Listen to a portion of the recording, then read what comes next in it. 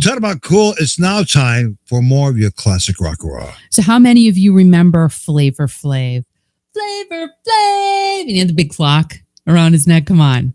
Everybody knows what Flavor Flav is. Well, Flavor Flav came to be as the founding member of the 80s rap group Public Enemy, who I was not a fan of.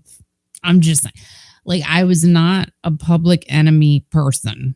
I just didn't listen to that. That wasn't my thing. I'm just saying. And hardcore rap, Rapper's Delight, yeah. And like some Funkadelic, yeah.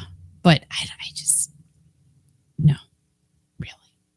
But I know Flavor Flav because of his reality TV appearances, because we all know that I am a reality TV junkie. I am. I love it. I can't help it. It's my thing. And that's how I know Flavor Flav.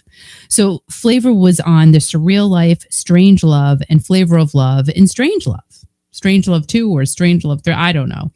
And Strange Love was a spinoff from The Surreal Life because Flavor hooked up with Brigitte Nielsen. Do you remember her?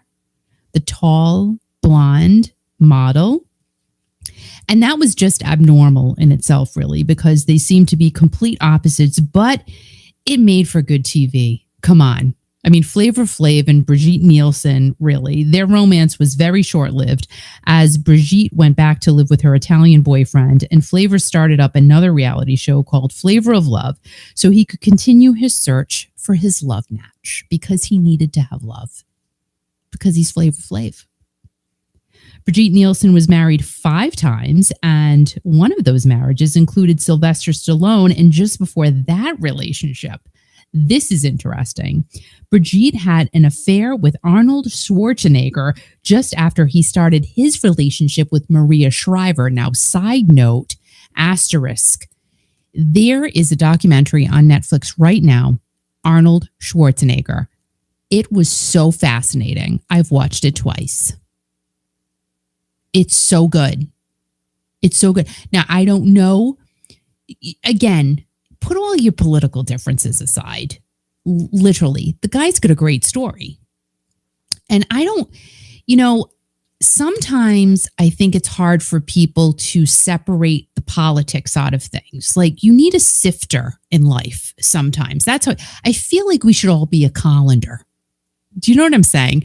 Because Arnold, political, governor, all that, he says that he said a lot of things. You agree, disagree, hate, don't hate. The guy has got an amazing story. He really does.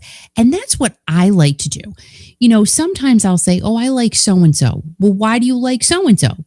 They like this. Well, I don't care if they like that. I like them. I like their story. I like that they've come from nothing. I like that they've fought for what they have. I like that type of thing. So I don't care about all the other stuff. I just kind of care about the story. But then he's been kind of scummy. Like, let's face it. I mean, he was with the housekeeper and stuff like that. And my friend Michelle goes, yeah, and they had a kid. Oh, yeah, then there's that. So again, all that aside. They had a kid? That's what she told. I forgot about all that stuff. No, he is the Terminator. Go ahead. But really good. I enjoyed it. I'm just saying, I'm just throwing it out there in case you're looking for something to watch on Netflix this weekend. I thought it was really well done. He's 75 years old. When did that happen? Oh my God. See, I can't deal with all this age stuff because I'm like, he's not 75.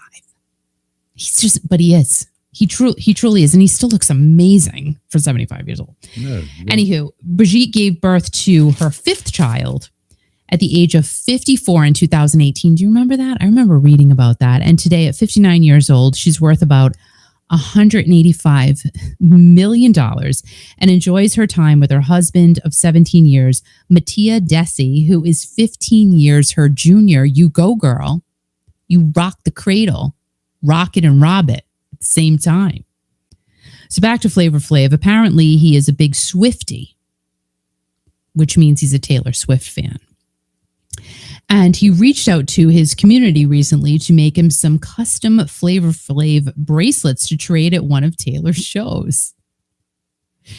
He's too funny. This apparently is a thing for the current Eras tour because in Taylor's song, You're on Your Own Kid, there is a lyric that reads, so make the friendship bracelets, take the moment and taste it.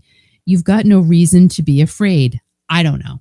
I don't know the song. I'm just reading it to you. So you make or buy a bracelet and you trade it with a complete stranger at a current Taylor Swift concert. I didn't even know that was a thing. Whatever makes you happy, that's cool. I think it's a cute idea. And Flavor put out a request for hundreds of bracelets.